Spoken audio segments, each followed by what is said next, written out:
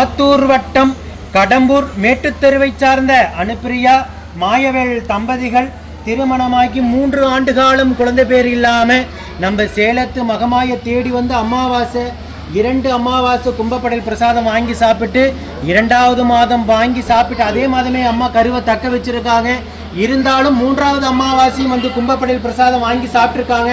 அம்மா மனமிறங்கி கருவை தக்க வச்சு அழகான ஆண் குழந்தை ஈண்டெடுத்து அம்மனுக்கு தேங்காய் பழம் பூமாலை வஸ்திரம் சாத்திட்டு எடைக்கெட துலாபாரத்தில் காணிக்கையும் செலுத்திட்டு உங்க முன்னாடி சாட்சியாக நின்றுட்டு இருக்காங்க.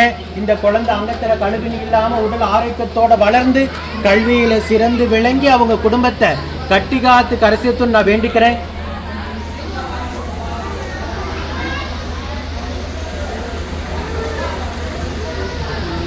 இந்த வீடியோ பார்க்கின்ற பக்த கோடி பெருமக்களாகி நீங்களும் வேண்டிக்கங்க.